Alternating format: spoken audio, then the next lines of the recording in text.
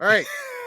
It's I never wanted good. a I wanted an ad for a hotel on the moon that's 5-star and top of the line luxury. It has all the amenities you can imagine, but none of it matters because there's no air and you're going to die. I see you found the one problem with camping on the moon. It's got Swedish massage and it's got a sushi chef and it's got a piano bar and you're not going to taste or hear any of it because you're going to die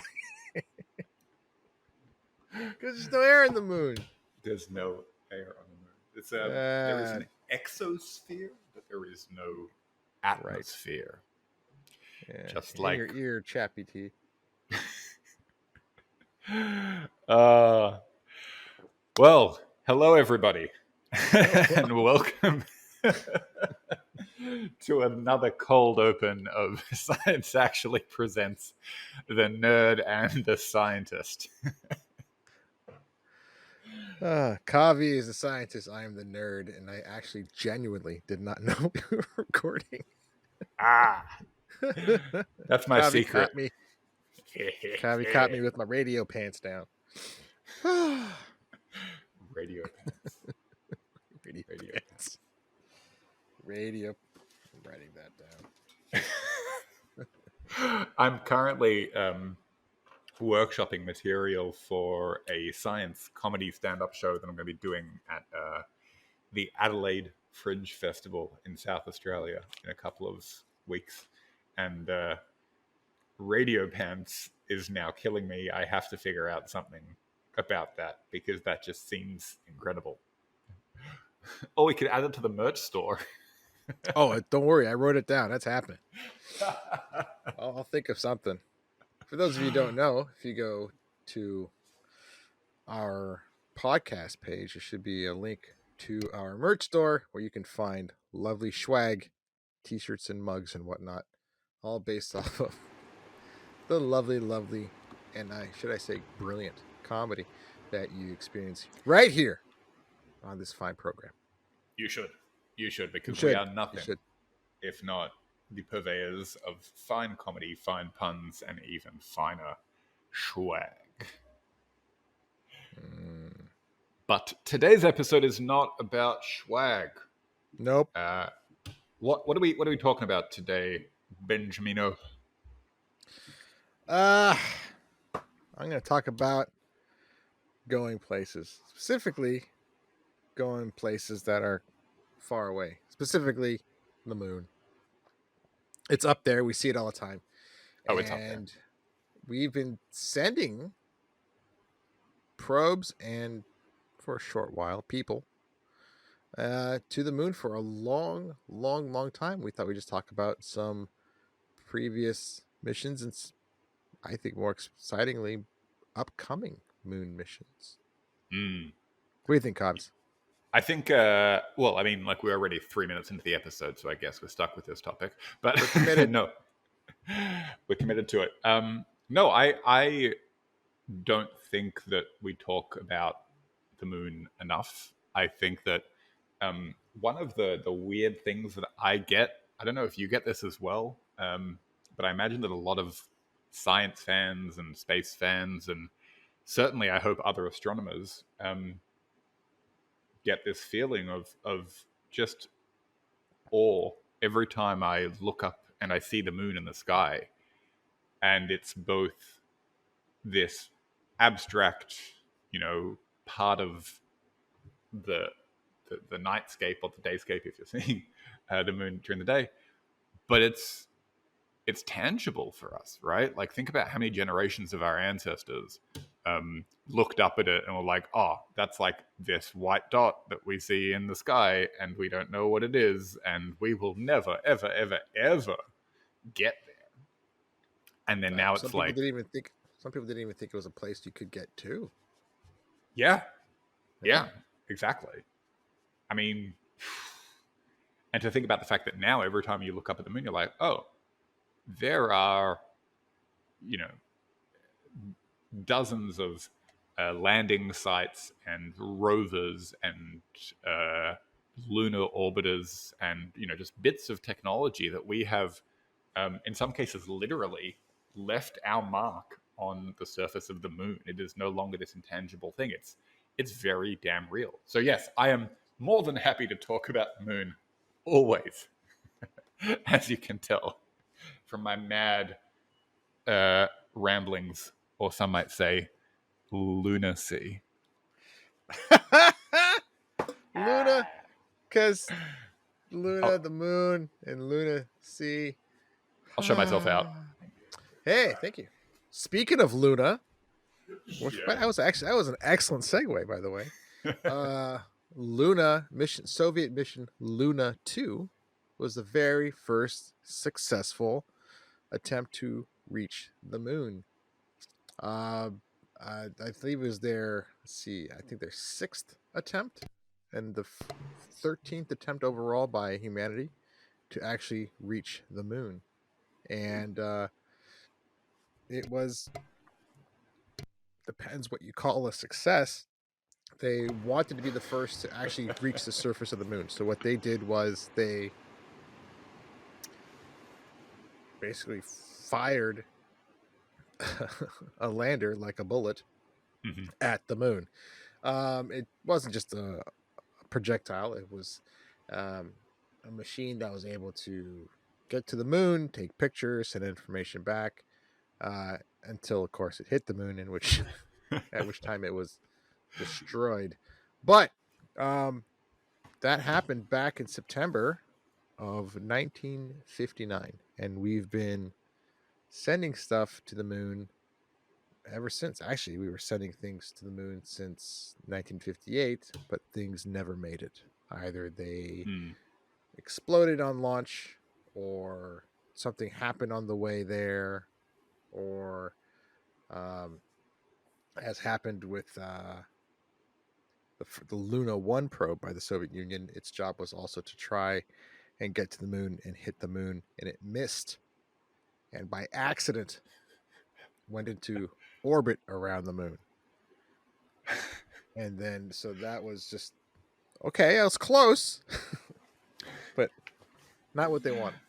So Close on an astronomical scale.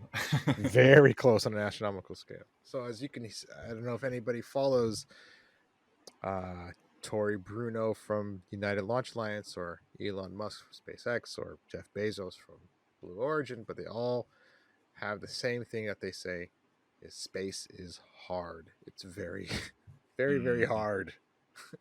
Hard to get to space. And once you're there, ridiculously harder to even start doing the things you want in space. Yeah, I think that it's so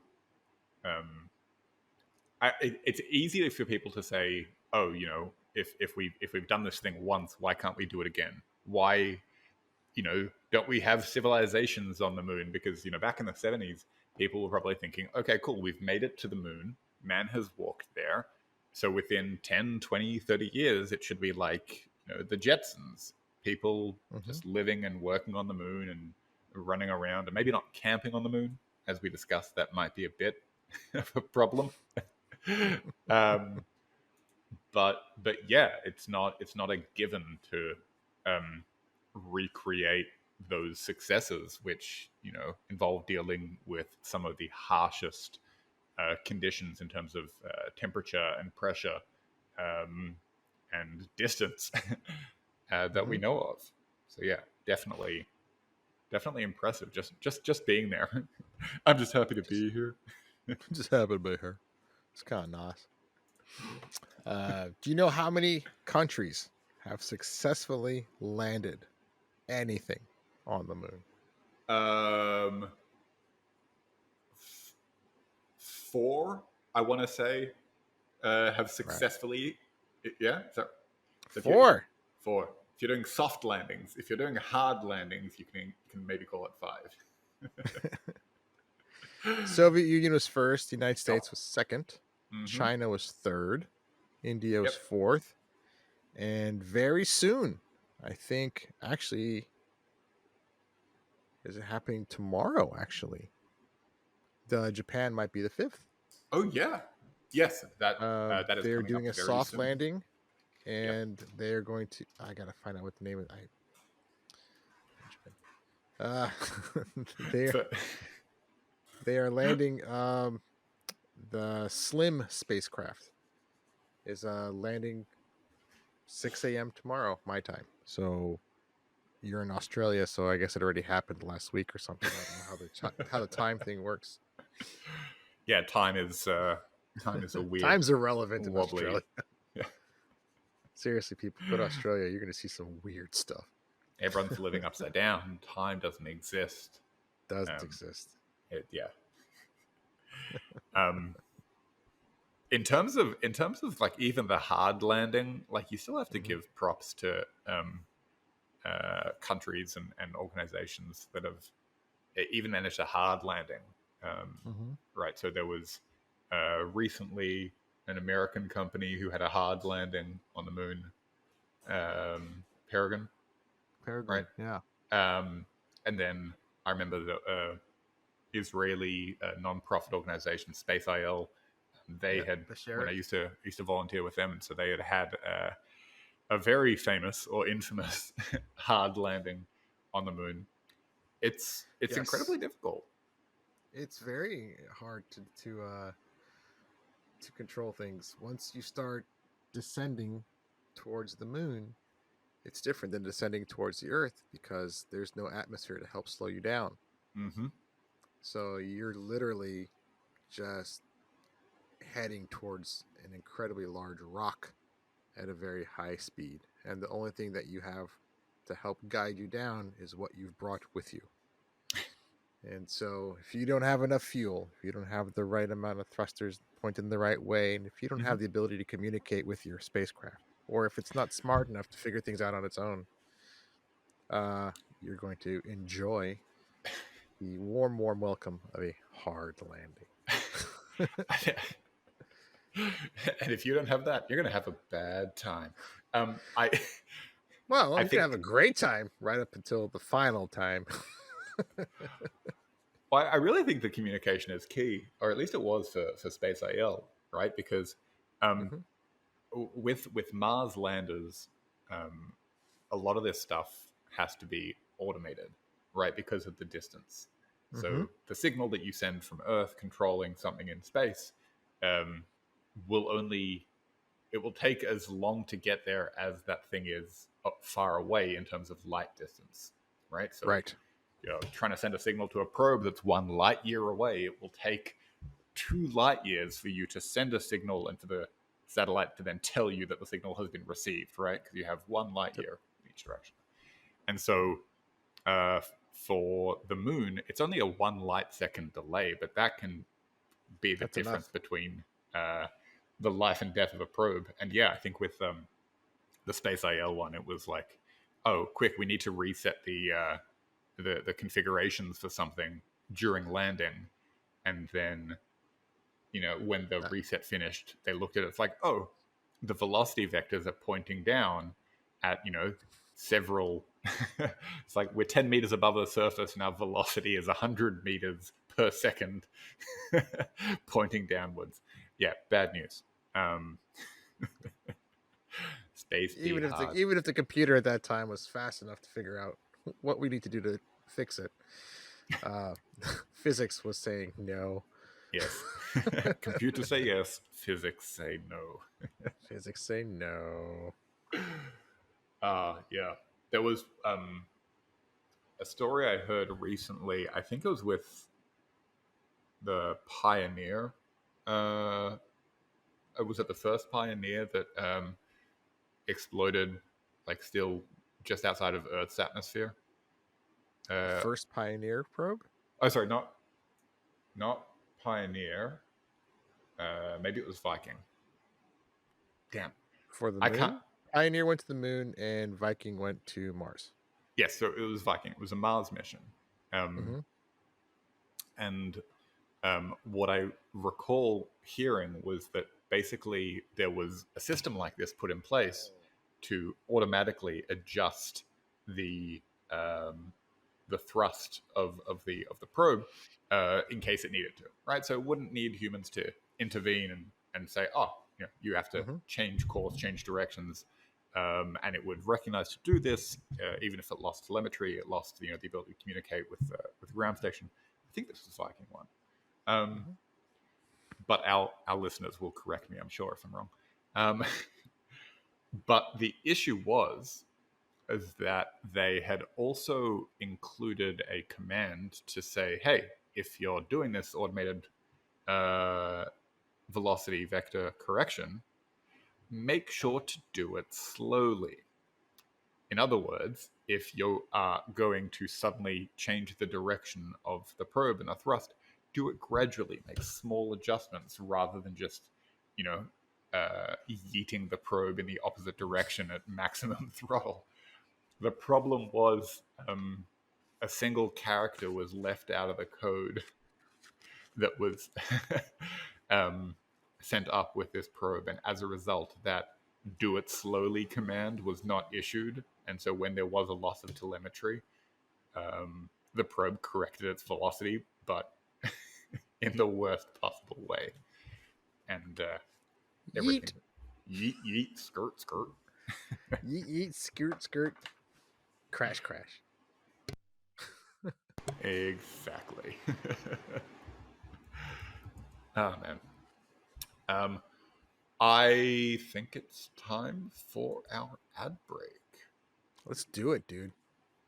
Do it. Let's do Who's it giving us now. pretend money this week? Well, this week's sponsor is actually a really good one, really useful, especially given how hard we all work. Are you, Benjamin, are you feeling overwhelmed by the daily grind? Desperately in need of a break? Well, we've got the perfect solution for you. Introducing Some Space, the ultimate space vacation resort where you can truly get away from it all. Ever thought, hey, I need some space? Well, now you can have it. Our state-of-the-art accommodations will have you floating in comfort, enjoying breathtaking views of distant galaxies while you sip on interstellar cocktails and dine under the stars. Literally. So, if you're craving a break from the ordinary and thinking, I need some space, look no further. Book your out-of-this-world vacation at SomeSpace today. Visit our website at somespaceresort.com or call 1-800-SPACE-GETAWAY. That's 1-800-SPACE-GETAWAY. Somespace, because sometimes you just need some space. I love it! I love it! Oh my god, I need some space. I think so far this is my favorite fake ad that we've had, and I really wish it was real. I want some space. I want to dine under the stars and have some space. These ads are getting out of control. It's good. These ads are getting crazy out of control. But if anybody would like a really, really decent ad, you can buy one. Still, though, it's amazing how good free can get us. I want to go to some space resort. That sounds great.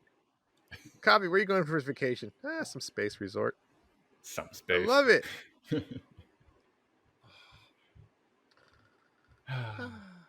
When I open a space resort, I'm serving moon pies. You ever had a moon pie? I have not. Are you aware of those? Pie?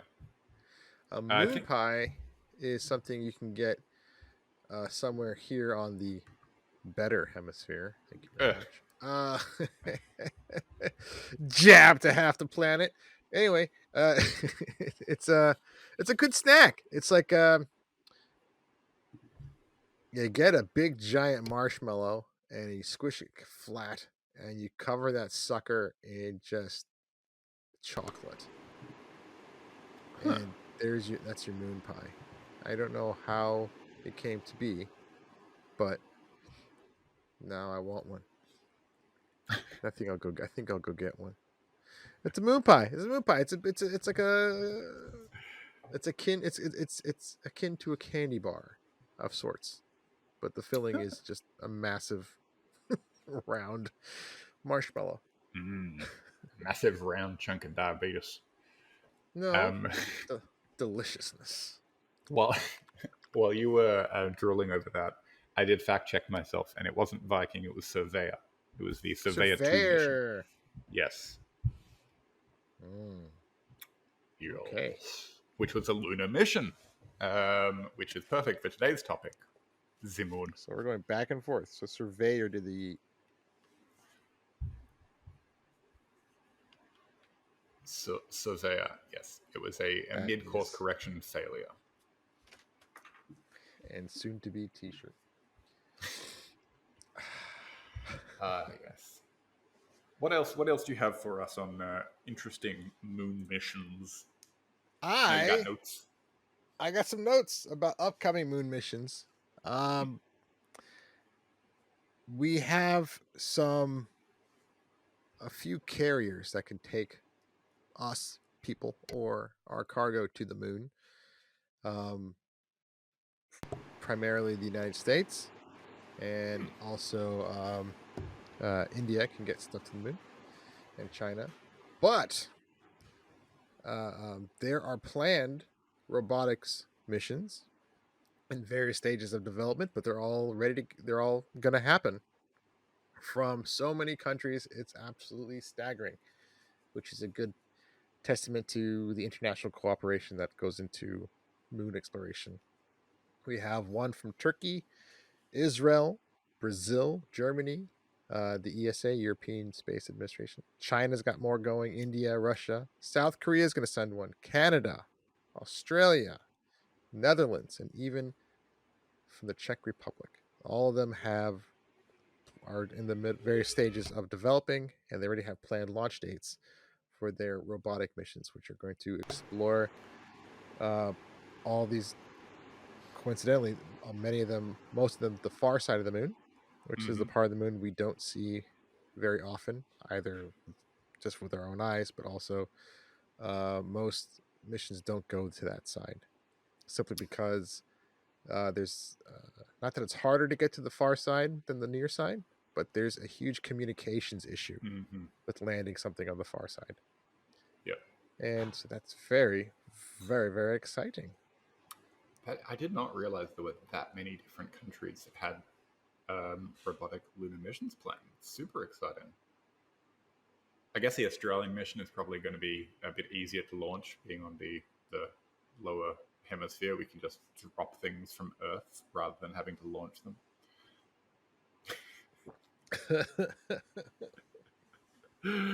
I kid, of course.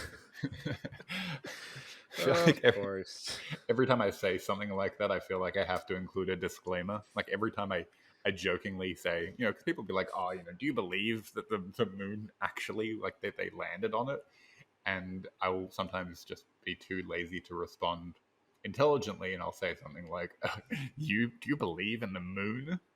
But I feel like in front of certain people, or especially in this public forum, I need to give the caveat that I do indeed believe in the moon, and I do not actually think that from Australia we can drop things onto the moon.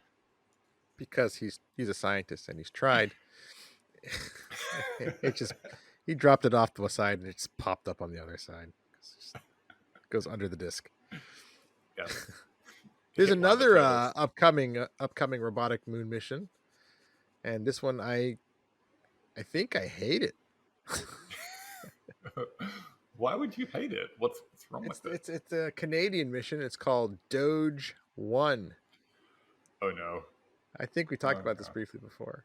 Yep. It's a Canadian mission, and it has some scientific merit to it. It's launching next month in February. It's going to go to the moon, and it's going to study lunar geography and take pictures on the moon. It sounds great. It's wonderful. I mean, I don't love the name, but it sounds like a useful bit of science. So this one's funded entirely by the cryptocurrency Dogecoin, hence the name Doge 1.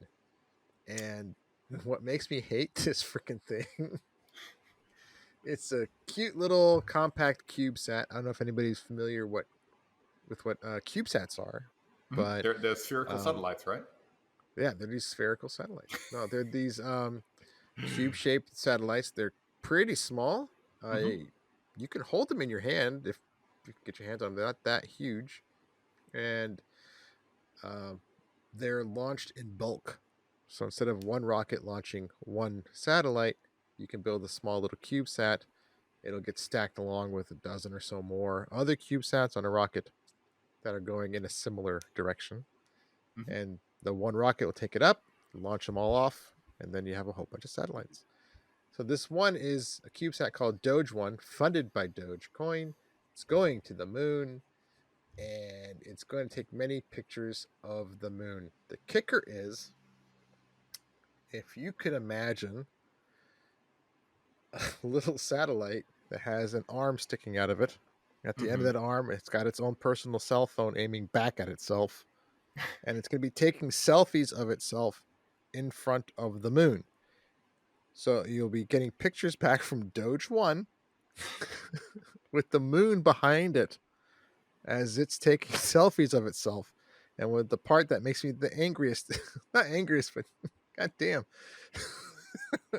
it's going to have that Doge dog meme with the stupid dog with the sunglasses on it.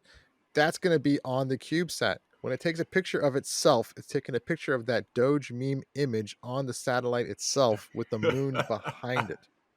And that's the mission. Way to go, Canada. Oh god. Oh wow. I mean, I guess the scariest part for you is the fact that this is called Doge One, which implies that there will be a series of similar missions. Doge Two, Journey to the Red Planet. Doge 2. More Uh, Doge. more Doge. Return to the Doge. Return to the Doge. Oh man. I mean, it is kind of cool that we live in an age where space exploration has become so accessible that ridiculous things like this can be done for a Absolutely. relatively low cost. I Mm-hmm. mean, one of the things I remember there's a former astronaut, Garrett Reisman, um, who flew on some of the shuttles. Um, so one of the things I remember chatting to him about was this idea that he, as an astronaut, looked back on the previous generations of astronauts as like there was this idea of like I don't know, uh, astronauts almost used to be like superheroes, right? Or like demigods. There was this idea that they were like these untouchable myths of men who would just do these unthinkable things because at the time, like the Apollo missions, it was totally unthinkable, like we said at the start of the episode. Um, Mm-hmm. and one of the things that Garrett had said to me that he was very big on was making space more accessible and doing science communication from space back on Earth and like showing people that yeah he's just a guy who has worked really hard and gone to college and done the science and done the training and now he's in space. And I think that's really cool. I think both to be able to see like people who both people and missions who make you feel as if you can say, oh, if I want to, I could do this. If I wanted to build this sort of thing and send it to space, I could do that. So yeah, the meme of it all aside, it is cool what this represents, that like a community, a high school, a company could do this sort of thing themselves. And yeah, there are plenty that have and continue to. Yeah. So Actually, many universities around the world have sent CubeSats to space, yeah, but there you go. without memes. Just with the intention of doing science. Boring. Boring old How science. boring. Oh man. Yeah. There Yeah. are some people in my department who are working on a satellite, and it is just wild, like the amount of science and engineering that they're able to do. And I'm sitting here like my version of science is basically just I get the data from a telescope and I do coding on that data. And then I try to figure out why my code isn't working, and it's because I'm bad at programming. And they're like physically building a thing. You're kind of putting a little tarnish on this vision I have of radio astronomers being all like James Bond and stuff. Yeah, not I not thought you quite guys James wore Bond. slick suits and you drove around in sports cars and you had guns all over. And then when you stopped and you went to a bar and you swirled your martini around in the glass, you looked into a radio telescope aperture device thing and you said to yourself, nebula. And that was cool. Now I just find out it's just coding. Way to ruin it, dude. I mean, in terms of looking into a telescope, the telescopes that I use are either in the middle of the Western Australian desert, or they're, I don't know, in New Mexico or somewhere remote, and so I'm not actually using them or looking into them. I'm just like, I do the observation remotely, get the data, and then do the thing. In terms of the fancy sports car, the car that I currently drive, I think, is legally old enough to drink in most countries. That's how old my car is. Okay. Does it shoot missiles? It does not shoot missiles. Does it turn into a submarine? I haven't tried. Does it have a license plate that changes numbers, which is incredibly cool when I was a kid when I saw that? Afraid not. Nope. God, but it gets me from A to B. I'm giving you an out to make radio astronomers seem like they're cool, and you're just like, no. No, radio astronomy is drive cool, an Impala. It doesn't go anywhere. I don't have to open the hood to see the engine. It's got holes. One tire is made out of, burlap and chicken wire. Like, gosh darn it. No, I do think that, like, with radio telescopes, you can do some really cool stuff even with like very basic equipment. So like I've seen people who have built prototypes for serious radio telescope arrays using Tupperware containers as the Really? Container that contains all of the electronics for correlating the signals. I've seen a friend of mine actually built his own backyard radio telescope using like a those like gallon olive oil drums that you can buy that are like metallic, kind of rectangular. So yeah, using one of those, he built a radio telescope that he operated out of his backyard. So the accessibility of radio astronomy is pretty cool. Speaking of building a radio telescope out of different things, we should round out the episode with the LCRT proposal, which is the Lunar Crater Radio Telescope. Way to go, Kovs. This should happen, right? Like, this should happen. What is it, Kavi? You know about it. Tell me what it is. Tell the people. Okay. So radio telescopes have always been built in like weird and wacky ways, and I love it. Sometimes you'll have like dishes, like parabolic dishes, and sometimes you'll have like long antenna or like weird Christmas tree looking antenna, like they're building with the SKA. So if you can basically have any parabolic surface that can reflect radio waves to a single like point and focus them there. Basically, the plan is to use one of the craters on the moon for that purpose, where basically they will, I think they're planning on doing this robotically, but they will have a bunch of wires and electronics suspended over a crater, and to use that crater as a telescope. So the LCRT stands for Lunar Crater Radio Telescope, and it's all in the name. And it's super cool, and it's had, I think, 2 successful rounds of preliminary like R&D funding. Oh wow! But building radio telescopes on the moon would be super duper cool, and I like it.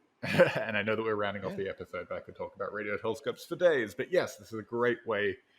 But the radio telescope on the moon, which brings it all together. It just wraps it up in a nice little lunar package. Puts a bow on it. Yes. See, people?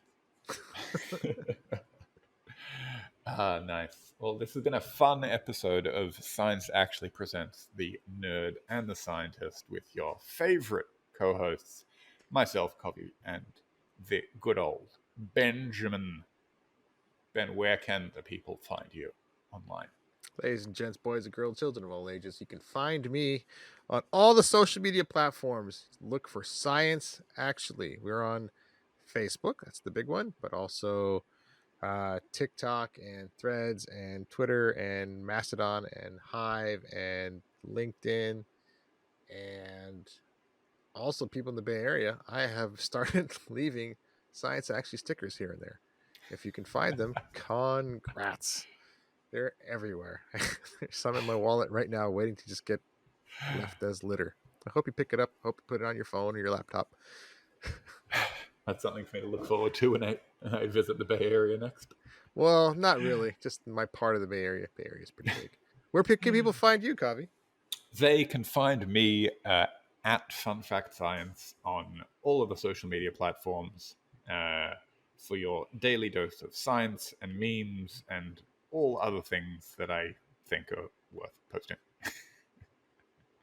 Or not worth posting, but That's what we do, guys. We share the stuff we like because we like it, and that's it.